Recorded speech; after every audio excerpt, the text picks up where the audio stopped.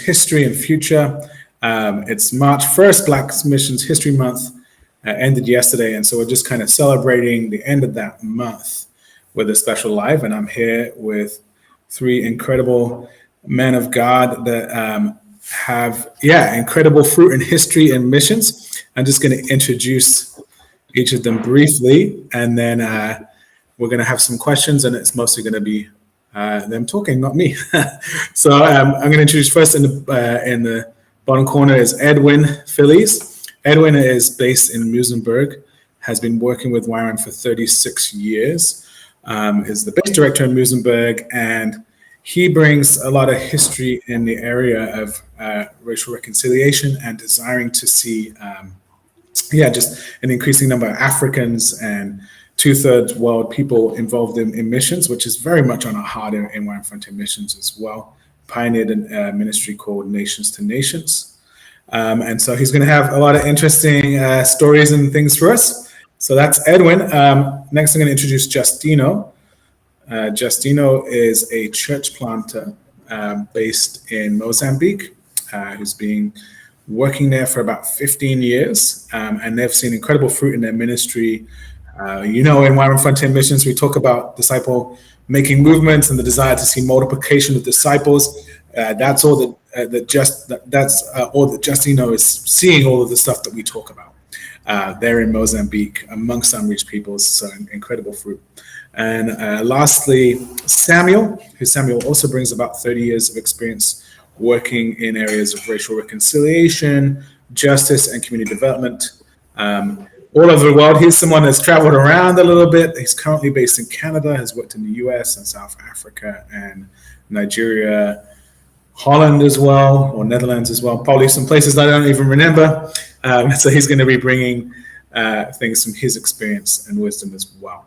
So I'm going to go ahead and get going with my first question, which is, can you tell us, guys, about your journey into missions? How did you get involved? Maybe some of the challenges you faced?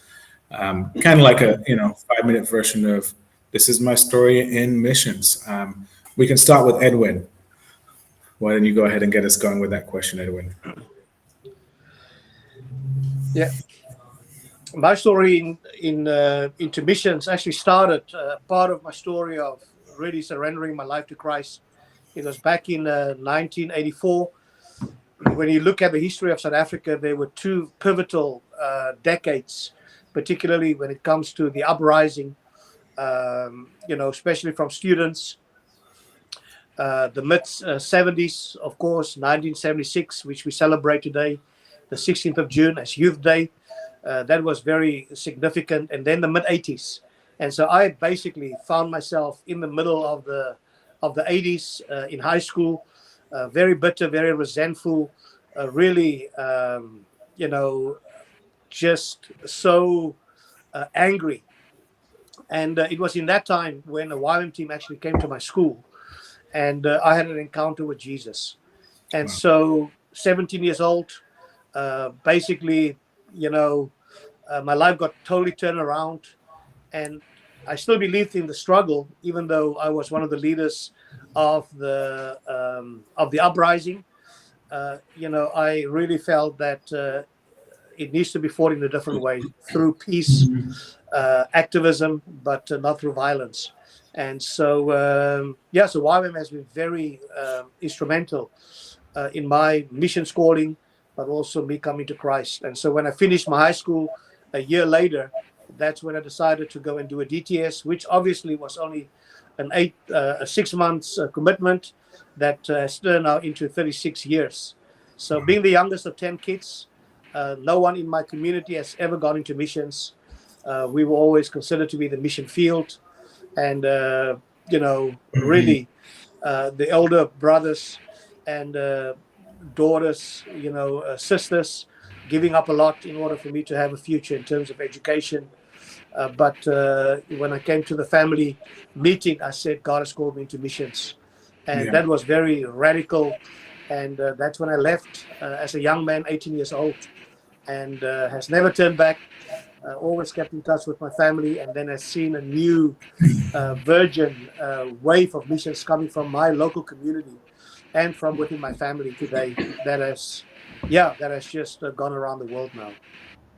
Yeah, incredible. Thanks, Edwin, for sharing. Next, we'll have Justino. So hi So, everyone. tell us about Yeah, your so journey into missions. yeah, my journey into mission started. I think I was 19, and but before then, when I actually gave my life to the Lord, some missionaries that actually came to pioneer YWAM base in Kilimani. So I think Edwin mentioned them, Roberto and Wesley. So they were my neighbors, and I was such a very young man, and so they invited me to these youth, and that was my first encounter with the Lord, and I gave my life to Jesus in that day, and I invited church, but it wasn't enough for me. I was like, there must be more than this. It can't just be it. And so a few years later, when I finished my high school, and I got a scholarship to go to Russia to study there because Mozambique used to give a lot of scholarships to Russia, and because of communism, he's really um, good relationship between these countries. And then the Lord told me not to go to study in Russia to do university, and the Lord told me to do DTS. So I ended up doing a DTS, and it was in Swaziland, which is a country very close to South Africa. And that was, I think, was the first DTS to happen in Swaziland, and I did a DTS there. And right after DTS, I did a School of Frontier Missions, and I joined YWAM, and we started working amongst the unreached people group, which is a particular people group called the Karun group, which we have been reading since 2009.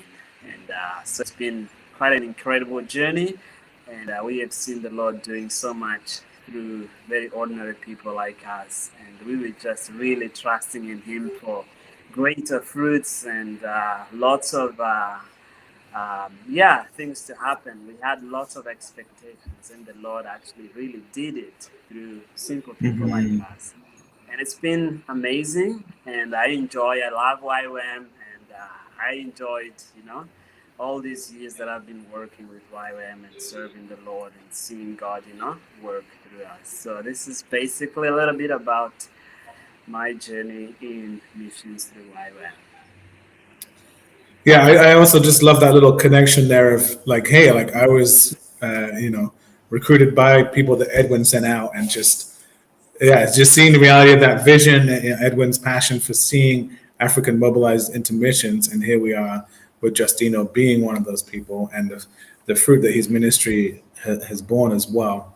And I mean, that's exactly why we have this social media platform and channel as well. We're hoping that, maybe one day one of the guys watching will be inspired by Justino and Edwin and Samuel and gone on to do amazing fruit themselves. So, yeah, I just wanted to highlight that. Next, Samuel, if you want to share about your journey into missions. Wow, I'll try and give you a 70,000-foot view of my journey into mission. I am Nigerian born. I grew up in Jos. As any rebellious teenager, young adult who was trying to spite my parents, I grew up in a big family, and my father had this incredible idea that by dishing careers to each of the children. So when it was my own turn to be dished a career, my father said, I think it will be good for you to become an attorney. And in my mind, I flipped the middle finger at him. Even though I didn't physically do it, because the consequences of doing it in physically, it's evident, but you'll get it.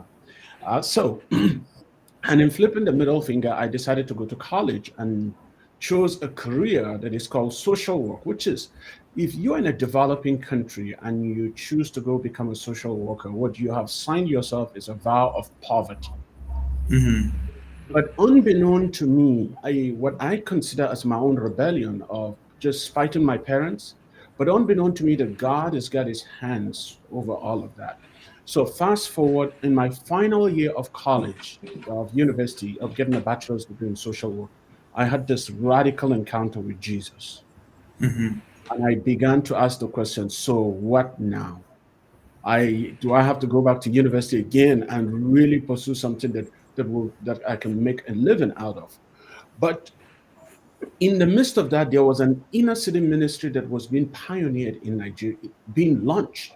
Actually, they have not officially kicked off.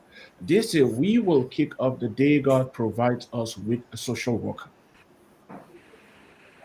And so I volunteered because I'm now fresh off the boat, fired up for the Lord, and I volunteered as a volunteer missionary social worker for 6 months.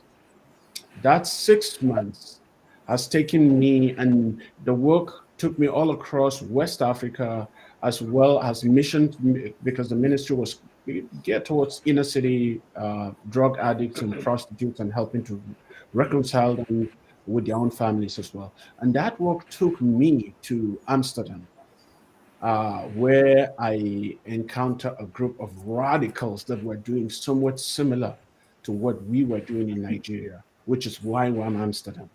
And of course, after meeting YWAM Amsterdam, my journey then intersected. That was when I first heard of YWAM. And from that point that my journey intersected with YWAM Amsterdam, it ended up with Edwin in Jeffries. So there's this draw that I got drawn to music, to YWAM Jeffries Bay, where Edwin, Wilson, and Peter were the pioneers. And I had just taken a few months to go to a DTS. I was intending to come back to continue working in the mission that I was working at. But, as God will have it, through the journey with Edwin and the rest of them, I got launched into like literally a different perspective of mission that I am grateful to God for where I have been on. Thank you, Samuel. Edwin, I'm beginning to think that maybe you know everybody that's like in YWAM that's south of the Sahara in Africa or something. Let's hit the second part of that question a little bit. Like, what are some of the challenges you faced on your missions journey, whether that's at the beginning or in your years' experience since? Tell us about some of the challenges and maybe how you've worked to overcome them or still overcoming them. Missions never gets easy. So why don't we start with Justino on that question? Good. I think one of the challenges that I've faced is mainly on my family, basically, because most of them, they didn't understand why I was actually giving up everything and to serve the Lord, and even in YWAM, and YWAM doesn't pay anybody. There is no salary. We are all volunteers, and so my dad was actually, I'm the only son of my men. In Africa, usually there are a lot of expectations in the men. So my dad had 5 girls, and I was the only boy. And so there was lots of things, investment, education. And when my dad was actually giving the best, because, he believed, that when I finish education, probably I would be the one to save the family and to help the family, and things like that. So there are lots of expectations. But when the Lord actually spoke to me to really join missions and give my life full time and serve through YWAM, one of the questions my dad asked was like, how much are they gonna pay you? Nothing. How can you work, and don't get anything? And I said, the Lord will provide, And how sure are you so that the Lord, how did you hear it? When you are young, YWAM is like that, youth with a mission, right? And you are full of passion and God speaking to you, and you're like really listening, hearing God's voice and acting in obedience to that. And that didn't make sense to them. It sounded like crazy to my family, and that brought lots of rejection, My family, they all rejected me. And Yeah. so the Lord really spoke to me to continue to walk in obedience to His call upon my life. And He put, my family in my heart, and I was praying for them actually to understand, the way that I was actually walking. And so that was one of the greatest challenge, to face rejection from the family for 3 years, not being able to speak to none of them because they didn't even want to have anything to do with me. But then later, those relationships began to be restored, and they saw my life, how the Lord changed, and the Mhm. person I became. And some of them started coming to the Lord, and the Lord was really using that to, like, I was sharing the gospel to them throughout all. And even in the midst of all the rejection, I was really loving them and approaching them all the time and praying for them and sharing the good news. And most of my family, now I can say all of them, only one that is actually not really walking with him, but they actually decided to follow Jesus and they understood, uh, Mm. Yeah. better, the ways I was, the things I was doing. So I think that was the main challenge that I faced in the early Mhm. days of missions. I would probably say three first years of missions wasn't easy. And as Africans, we are very like related and we are very close to each other. So that was very painful, to not Yeah. being able to speak to your family and so. But Yeah. then the Lord was really seeing the situation. One of the challenges I faced, Yeah. and the other one was actually went to the unreached group. There was even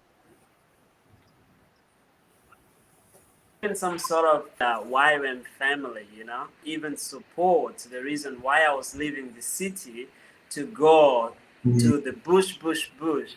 And I remember one of my leaders saying that you have the potential and would be nice if you were here in the city and you would do great here, not there, because you're a city boy and you are. And he was saying things to me, and so that didn't really help. But then I felt the Lord really speaking to me, and this is why when you hear God's voice and you obey. And so I said, the Lord is calling me to this unreached people group, and I'm not looking for comfort. And it's Mhm. not I wouldn't like to be there, but because He's calling me to be there, and I'm gonna go there. So, and that was the other challenge in missions. And then it didn't make sense to them then, but later, after a few years, they became very supportive and they saw what the Lord was doing. And there was like, there is no doubt that the Lord has really called you to that particular people group. Yeah. So I think that is one of the challenges I faced in the early years of missions. Yeah, I think just you've touched on what are a couple of very common challenges in missions, but I think felt more so if you're from the global South or from a non-Western culture. That is that not everyone in missions, of course, but many people face this kind of challenge with their family not understanding, particularly the financial side. And of course, many of us also face the financial challenge of raising support. As Justino highlighted, we don't pay anyone in YWAM. We all raise our own support. And the idea behind that is basically relationships and getting more people involved in missions. But it is a greater challenge. And that's something we've talked about in Frontier Missions level leadership, where we're talking about non-Westerns, is a greater challenge if your background is somehow less privileged, whether that's race or location you're from. There's not going to be as big a network to raise support from. Um, and so, yeah, I'm glad you brought up those challenges because I'm sure they're relatable to a lot of people maybe listening. But in that, you saw God still lead you through, restore those relationships with the family, and provide for you.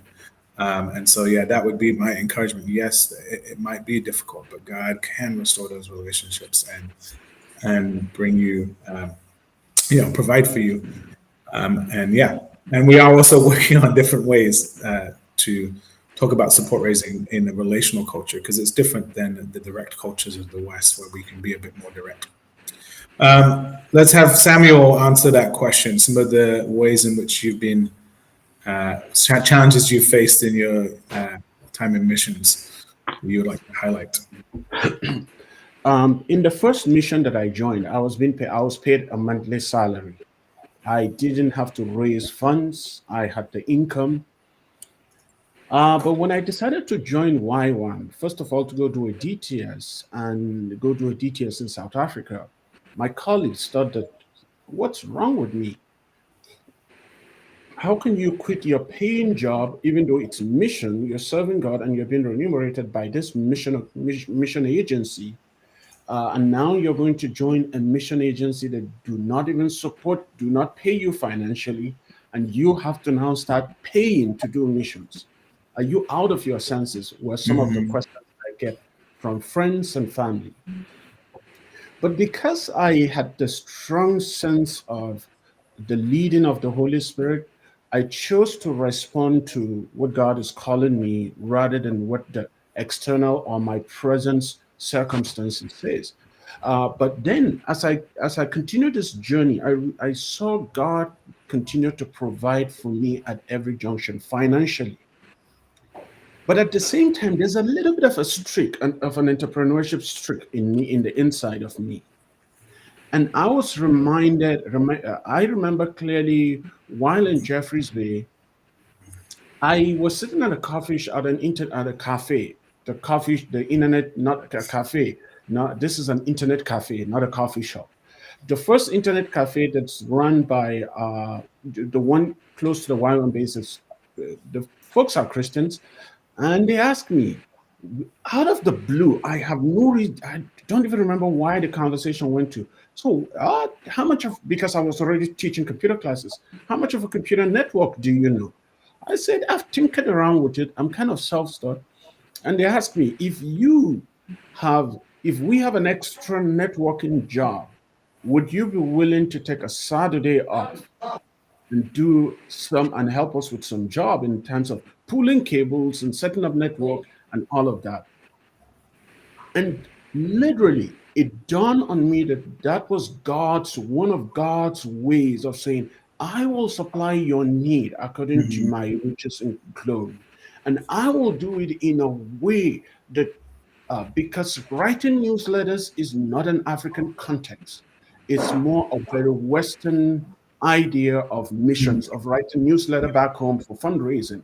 And by the way, the Naira and the South African Rand, one Rand is an equivalent of 100 Naira. So the exchange rate is not comparable. So then I began to help pull cable for this computer company once a week. And actually, I realized that I had enough money not only to pay for my own livelihood, but to begin to distribute the money amongst my fellow missionaries that do not have resources. So my skill then became kind of like the jar that people can come and draw from. People from the two-third world, developing world, or global south, that we're all from the same region, can come and draw from. And God just exponentially multiply that resource. And so for me, the challenge of finances have always been with what are the need of the hour? In Jeffreys Bay, I did that. When I moved to Cape Town, I got involved in a production company and still doing Y1. When I moved to Kona, I was helping I was working with Y1, but still doing some computer software development.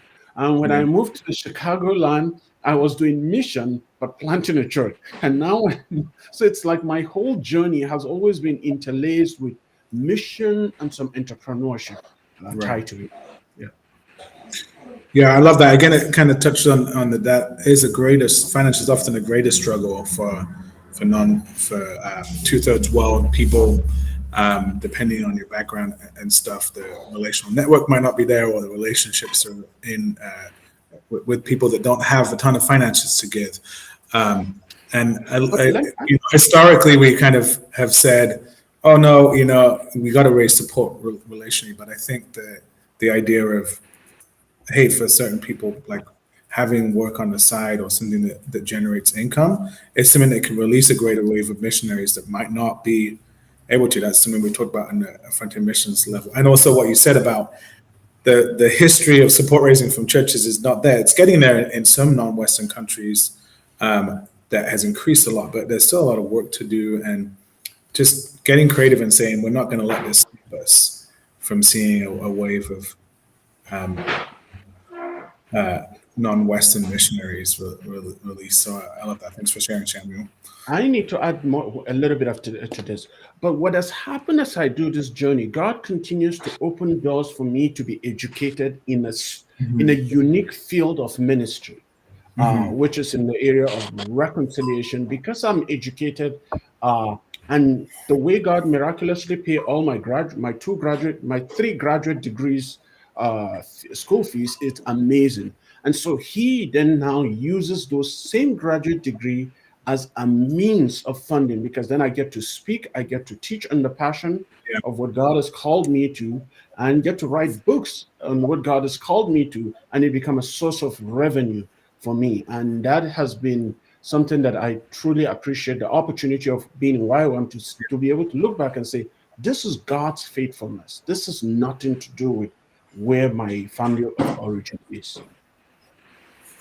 Yeah, I love that. I love also just the diversity on this call where you have, Justino, who went into YWAM 18 and was called straight to work in church planning I don't remember if it was 18 or 19. And then Samuel, I think you got a full doctorate, right? Is that right, Samuel? Yes. Yeah. So Samuel, maybe I should call you Dr. Samuel. I don't know. No. On the other hand, is incredibly educated in specialist areas that have brought him work, and that's the diversity in the call in missions. Is some he calls to get incredibly educated or specialized, and some it's like, no, in 1920 you have the Holy Spirit, you're ready to step on. Well, I was going to go to Edwin, but he appears to have disappeared temporarily. When he comes back, we can ask him, circle back to that question. But yeah, here he is, Edwin. So Edwin, tell us about some of the challenges you faced in your missions journey.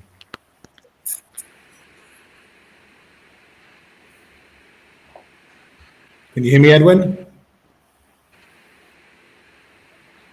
No, okay. Can you hear me, Edwin, or no?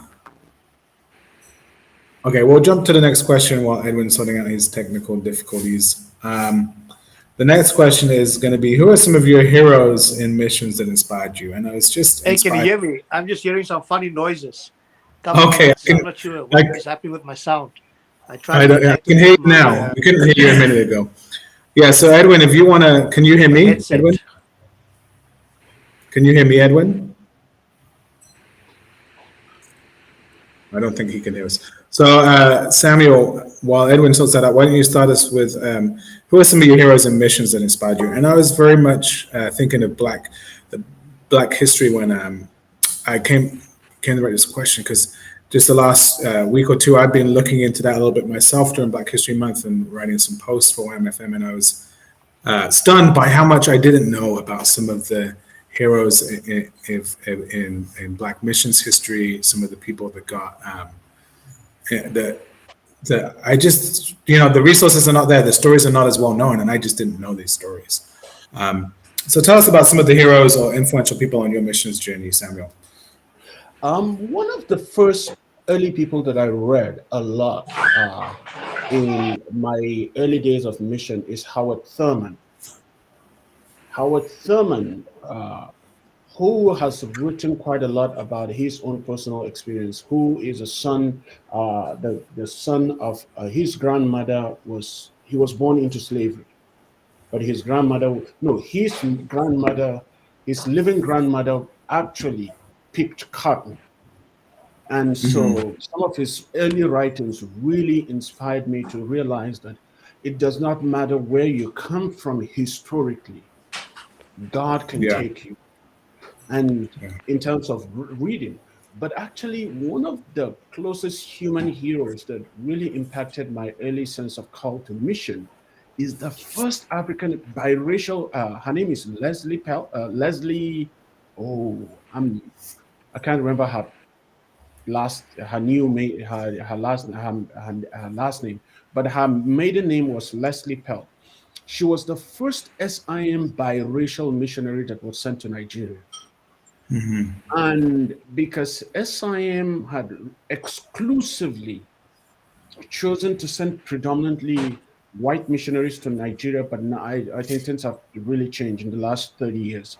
But being the first non-white missionary that was sent to Nigeria and being one of the pioneers of the inner city ministry that I talked to you about, became so close as a mentor to me, as an older sister to me. And so her act of obedience and faithfulness, she grew up in Chicago, by the way, and went to Moody Bible Institute for undergrad and then Wheaton College for her postgrad. This is 30 years later. Leslie and I are still in like close proximity.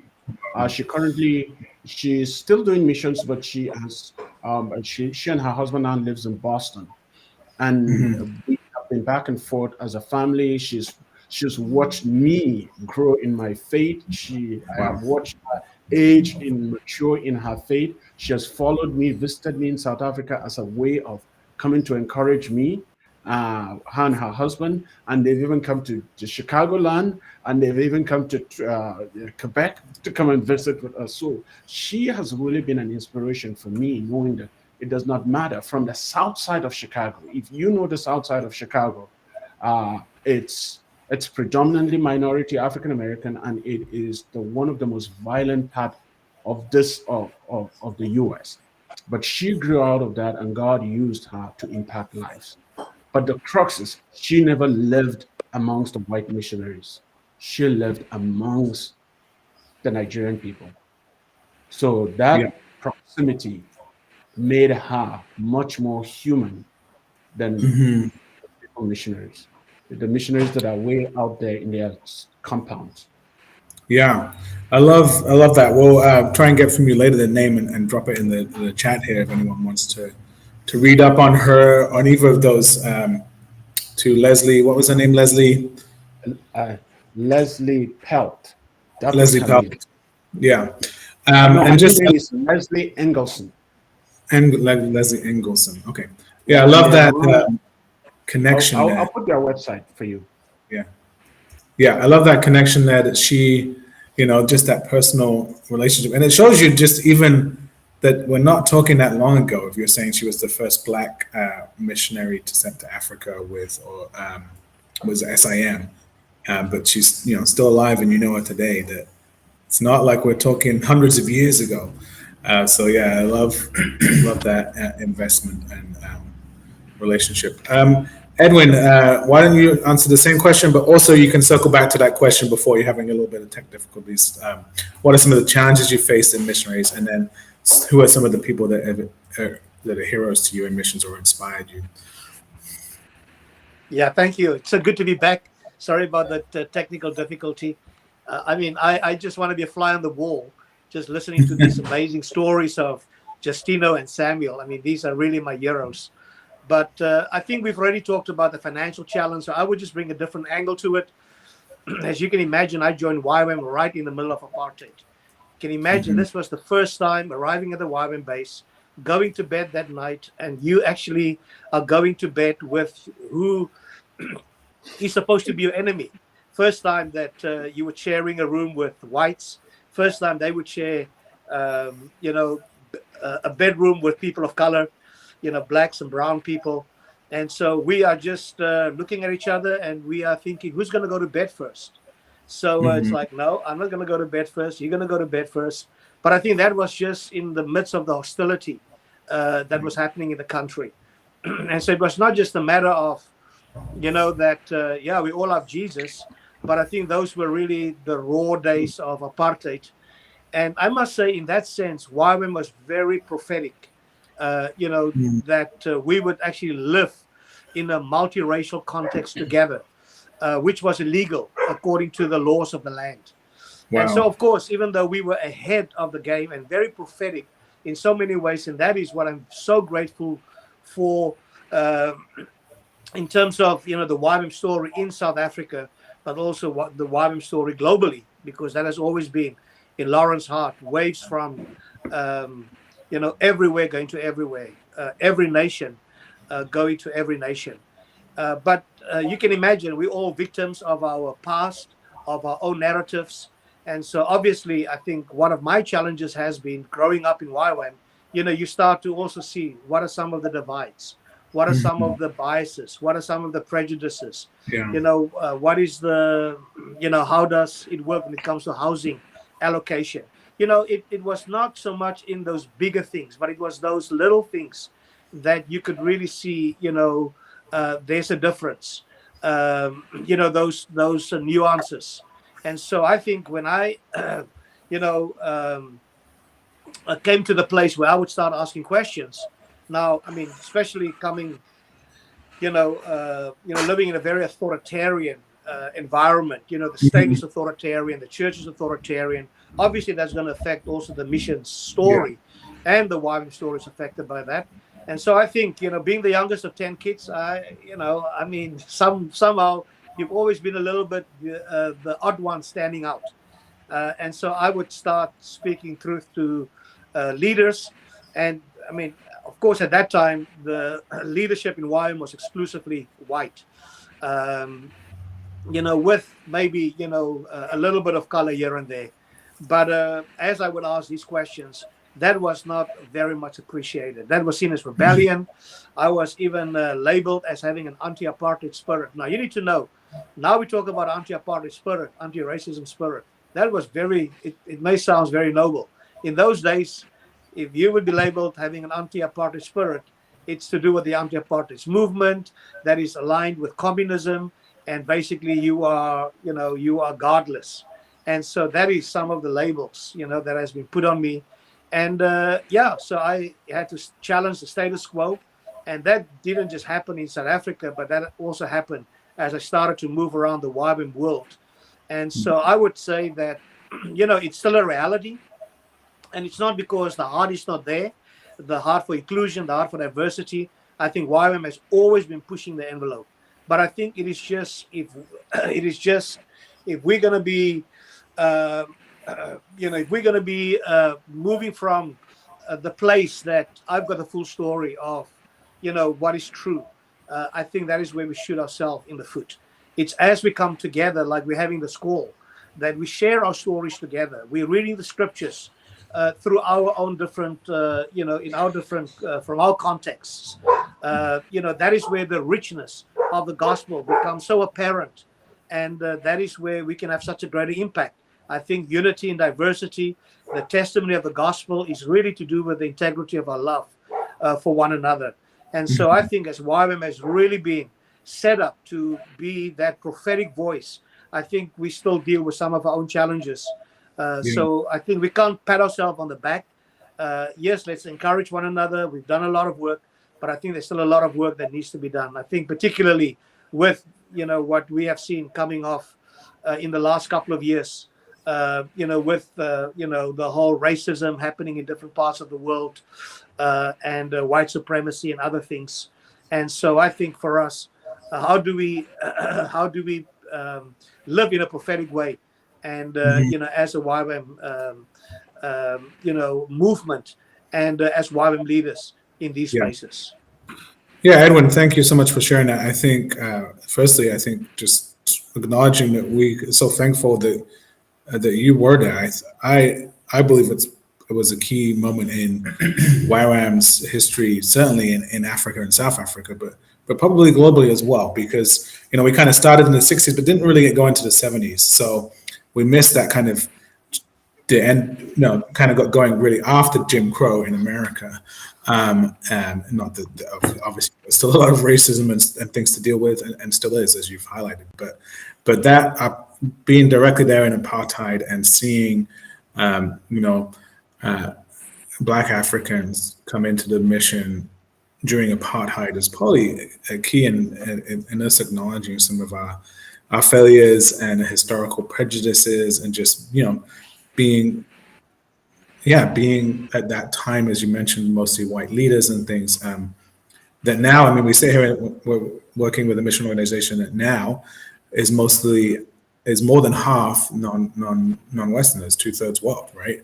And is growing. It's increasing more, and it's going to be a higher and higher percentage of people. And so we have to keep reconciling it and dealing with that history. And so thankful for your work in that area and being bold enough to talk about it. So thank you. Did you want to share maybe some of your kind of missions, influences, and heroes, like people that influenced you when you first came in, whether they're people you knew or historical figures, either way? Yeah. No, of course, I think I've been, I think even part of my own story is, I've been mentored, by so many, like I said, these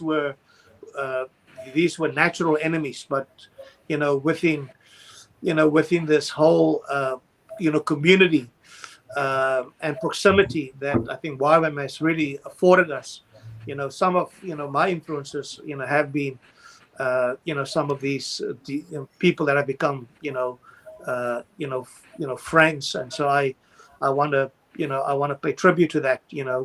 Some of my leaders, Brian and others who pioneered the YWAM base in Worcester. The first base really had a focus to empower people of color for leadership, and so that I'm very grateful for, and the space and the opportunities that were afforded. I think that has just been remarkable. I think lately, Andy, for me, what has been quite pivotal is just my own, the mission story of my own people, the Khoi and the San, the indigenous people, the First Nations. And again, there's this whole connection with Samuel, and like you can see, we are just so interconnected. His wife is from the first Protestant missions initiative enterprise on the continent of Africa, I believe. I'm talking about modern day, or not even, that's even before the time of Carey. That was with the Moravians back in 1734-35, when the first missionary came to South Africa. And the Khoi and the San people, they were regarded as not only regarded as heathen, but barbaric. So they basically were not considered to be fully human beings. So the Dutch who came to settle in South Africa in 1652, they had their own churches for the Dutch, settlers. But when the first missionary came, and he basically established the mission station, because of loneliness, he left after 7 years, and also because of the friction with the Dutch Reformed Church. And so he left after 7 years. He left the Bible in the hands of Hetges, which her baptismal name was Magdalena. And he gave her the Bible, and he thought that was the end of the missionary enterprise. 50 years later, 5 years after the first missionary, Geo Schmidt, passed away, 50 years after he left and returned, he found that lady in the Valley of Grace, Genatendal. That's the literal translation, and that's actually the original community, missionary community, that Gretchen, Samuel's wife, is from. And they found a thriving missionary community, church community, that woman apostle has been leading. And what is just so amazing is that this the 23rd to the 25th, that's when we have our heritage celebration in South Africa. We are leading. These are now leaders of movements. The moderator of the Dutch Reformed Church, with the head of the Archbishop Tutu Legacy Foundation, and other leaders. I'm humbled to say I'm included in that pilgrimage. And we're going to make a pilgrimage to Genadendal, the Valley of Grace, the first missionary enterprise, to honor the story and the heroism of the first black missionary, Protestant missionary from Africa. And so that is something that is so inspiring. And I've just been getting so in touch with my own history and my own journey. And having been to Herrenhout and going back there to preach the gospel, it's just so humbling. So it's like taking the gospel back to where it came for the first time to my nation back in 1734. Yeah. Wow, Amen. incredible. I love it. I love just, yeah, I would encourage anyone that's going into missions to look at the missions history of their own people and also of the area that you want to serve. Like who came here before? What did they do? What did they do? And it can be so inspiring. Yeah, thank you for sharing that. Justino, can you answer that question too as well, please? Like who are some of your missions hero or missions influences? Hmm. Yeah, I have many heroes, but I will speak of some from the present. And so I think there is a lot of anointing coming from South Africa. So there were missionaries in South Africa and sent to Mozambique, in northern Mozambique. So there was like this guy called Jan van Stalten, and there was this guy called Fred Burrington, and I think Edwin is very familiar with his names. And so these guys, they came to northern part of Mozambique. And so I met this guy called Fred Burrington, who happened to be one of my mentors. And so he led my School of Frontier Missions. That's where we connected. And so this guy, he was like, he left the city. Well, it's a city, but someone coming from South Africa to be in to live in a place like that, and that wasn't like comfortable enough, And then, but he set out to this particular unreached people group in the bush. I tell you, it's in the middle of nowhere. And him and his family, and he formed a team with some Mozambicans that he actually was mentoring and discipling. So they formed a team and they went to this place called Itapela. So that's where I was trained and I did my School of Frontier Mission there. And this guy, the way he was living his life, he didn't even have a group, like a small group, because they went there to reach that particular unreached people group. And he didn't preach much, but his lifestyle was speaking so loud, that could influence the lives of so many people. The people that were part of his team, and even people that came to get trained in the villages, the people that lived in there, they saw him like as an hero, to them. So Yeah. there was nothing, no electricity, no running water, no even cell phone network. We used to climb mountains to look for a network to actually be able to send a message, to our families and friends. And it was like maybe 30 minutes drive to this particular mountain or anthill to look for networks to be able to send a message or to make a phone call. And he came from South Africa and he went to live in a place like that. And not even preaching to people, but like the way he loved his wife, the way he looked after his kids, that was what made a huge difference. And many people were really impacted by his lifestyle. So it came a time that he felt the Lord was telling him to leave that place back to South Africa, and he didn't even see much fruits. But when he left, a huge movement of disciples like started in that place. That now it's reached like thousands of people, hundreds of groups that have been formed, and he didn't even leave there to see it. It was when he actually had already left that the fruit started, happening because of his life, the way he discipled the people. And these Africans, Mozambicans, they embraced the cause, and they were running with it, crazy, making disciples and multiplications taking place. Hundreds of people, even thousands of people being baptized in that place. And now it's a movement that went viral. So I see this guy as my hero, Yeah, the Yeah. way he actually discipled people. He wasn't there to see it. He had already left. But the importance of investing in the lives of people, giving out your comfort, because people were looking at that. What is this white man doing here? And there is nothing, you know. And but what he actually did really made a huge difference. And it couldn't. We wouldn't see what is happening today if it wasn't because of his obedience to go to that particular people group and investing in the lives of a few people, believing that the Lord would bring multiplication through the lives of those very few people that He gave His life and time to in those days. So this is really encouraging to me. And I came from that also movement as well. And I went to another people group and started another movement that grew exponentially.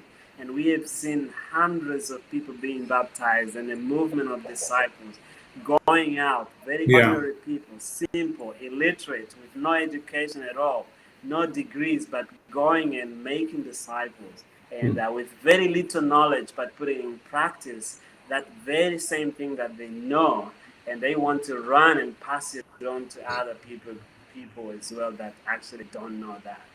So it's really encouraging. Wow, so inspiring, Justino. And I want to just highlight here, just briefly, I think kind of,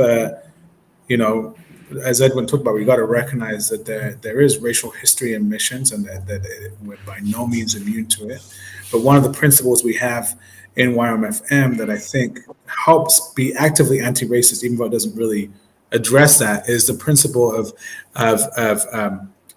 just equipping and empowering leaders inside the movements that are local and indigenous as quickly as possible, and of valuing valuing ministry or church partners that are near culture as well. So we don't, as Fred comes and he knows these principles, he recognizes Justino's potential and releases him as quickly as possible because he already, speaks the language. He's near a culture. He understands the culture deeper. And then, as Justino is planning churches, he's looking for the real indigenous people in that actual tribal group who can be the leaders, and that really helps because when there has been racial history, it's often because we've come as a foreigner and thought we've had to lead all the churches, we had to lead all the ministries, and as soon as we release indigenous and native leaders, we start to eliminate that because they start to bring up the issues. And yeah, so huge.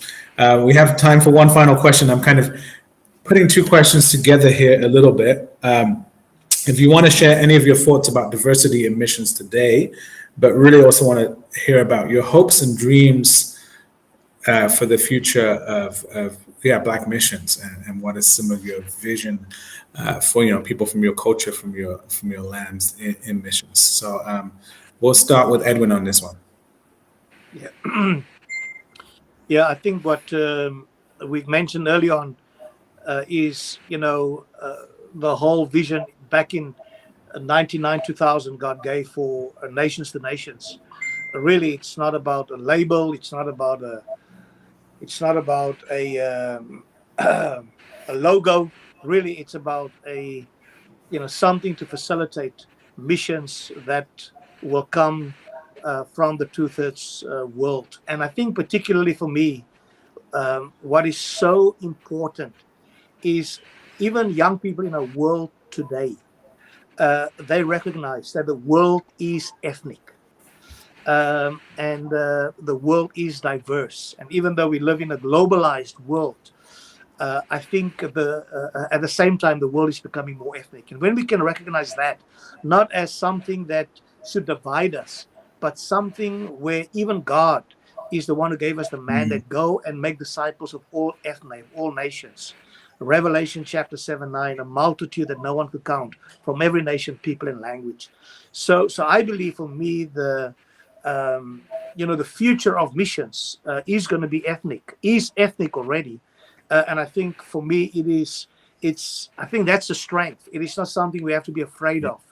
And I think that's why we can have these forums where we can, discuss, the beauty of, each one's strength. And so, that's just my hope and my dream, that we will not retreat into our bunkers because of our fears of what the world is becoming.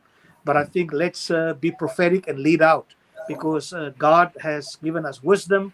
He is calling us to be strong and courageous. And so I think that's what we need leadership for. And I think even for people like Justino and Samuel and yourself and others around the YWAM world, I think we don't have to be the best politicians. We don't have to be the best bankers or the best lawyers, but that we will become people of integrity who have deep roots in God, but that will Mhm. speak prophetically as we convene in these particular areas to see mediation happen, peace building happening, and still keep the fervor for church planting, discipleship movements, because I believe that is the only way that we can really be authentic in our Mhm. witness, is a deep resolve when it comes to intimacy with God and the power of the Holy Spirit, but then move into these areas with confidence as God has given us after 62 years, this influence and authority to move Yeah. into these spaces. Yeah. Amen. I'm fully with you, brother. Same question to Samuel. The late the late Dr. Rebaki said something that the future of frontier missions is no longer far out in the woods or the corn sticks, but it is in the cities. Hmm. I live in a city called Toronto. The Greater Toronto Area is the largest city in North America, where over 51% of the population were born outside of Canada. Wow. Let that sink in a little bit. Yeah. Over 51% of the population of Toronto are born outside of Canada. And I live in a neighborhood that if I see a white person, I'm like, huh, that's another white guy. This is North America. Yeah. I believe, and this is a middle upper class neighborhood where you have scientists, engineers, doctors, like bankers, and all of that. And I am imagining that I think it is about time that there is an unleashing of people of color into the mission field of Mhm. the Western world. Western civilization is in their need. There's the nuns and the dons with Yeah. church, and they are right here. And I believe that if there's more Nigerians or more South Africans, more people of color that are relational, are able to help move the movement of churches, of planting churches in the cities of the Western world.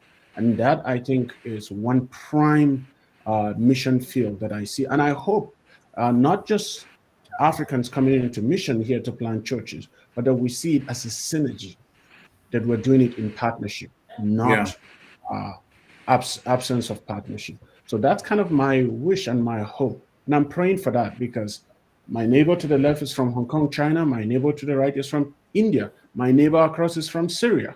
The other neighbor across is from Iran. And so that goes the neighborhood. And you kind of look at those and I'm going, here is the mission field. Yeah, I mean, you're talking about not just diversity and people from different places, but all of those places, China, Syria, India, are predominantly unreached peoples. So it's like very unreached peoples that are here, and I think that's something we're talking about in Frontier Missions North America, like this, particularly in the cities, the larger cities. There are unreached people groups, and can we actively work to make disciples among them? And yeah, I think that the people of color can be a huge part of that, as you mentioned, Samuel. And then yeah, Justino, you can answer that question as well. Like, what are some of your visions, maybe for Mozambicans? Is that how you say it? Mozambicans in missions. Mozambique, but you can say Mozambique. Okay, Mozambique. Mozambique in missions. Yeah, I agree with you guys, Edwin and Samuel. And things are changing so fast. And I'm not like Edwin that has been in YWAM for 30 plus years, and Samuel, you guys have many years. I'm in YWAM for like 15 years. But in these 15 years, what I've seen, it's just incredible, you know? And yeah, when I first joined YWAM, there were lots of white people, people that came from Switzerland, from America, Europe, Canada, and many places. We had so many of them in YWAM. But in Mozambique, when I look around, there are very few of them. They are all gone. And most of the leaders in YWAM, they are local Mozambicans, And these guys, they are really pioneering places, really opening, new work in different places, and it's really growing so fast. And the Lord is doing something that is such an anointing, because I think our worldview is the greatest hindrance, to see God move and work, because most of us, we don't believe in ourselves. We don't believe that we can. We don't believe that Africans can really become missionaries. This is, and now it's no longer a white people thing. The Lord is really doing things like, you can do it. And that was one of the things that happened to me as well, because I didn't think it was possible for me to become a missionary. And then I had this encounter with the Lord, and I was going to Australia, but I couldn't believe that God was gonna take me to Australia. And then when I was praying, and God said, I'm not a God of America, I'm not God of Europe, I'm not a God of Asia alone, but I'm God of Africa as well. If Europeans can go, if Americans can go, Asians can go, Africans can also go. And then it was, God really came in a way and provided, for all the finances, thousands of dollars, and I went to Australia. And since then, the Lord has taken me to all 5 continents in the world. I've been traveling to places, and then the Lord told me, I am a God of Africa too, And so when that worldview was broken, and I began to experience a God who really wants to raise up Africans to go out to places where they never thought they would be. And I think my hopes and dream is that there will be a new wave, which has already happened. We are seeing it happen in our days, a new wave of people of color going to places where they never thought they would be going, and become missionaries in places like that. So finances is something that comes in front of us, like we cannot do it because we don't have this, But God is really busy empowering people that I am the one who will come and provide. I am the one who is calling you, and I will provide for every single need that you have to really do what I'm calling you to do. And I think when that worldview is broken, then we begin to experience a God, like a powerful and a generous God who really wants to send us to places where, we never thought we would be. And it is happening now, and will be happening, more and more. We will see it, Yes, I see Edwin nodding his head in agreement, and me too. Amen. Thank you for sharing that, Justine. I think a great way to end our broadcast is just, we believe in the future of Black and Indigenous and Native people of color missionaries, and believe it's such a key part of the mission's future and the fulfillment of the Great Commission. And honored to have asked you guys these questions and listened to you. Just you guys are all heroes in the mission. So thank you so much for all you've given for Africa and for the kingdom of God. God bless all you guys. Thanks for watching, everybody. And we will Bless you. see you next time. Yeah, see you next time. Bye. Bye. Bye-bye.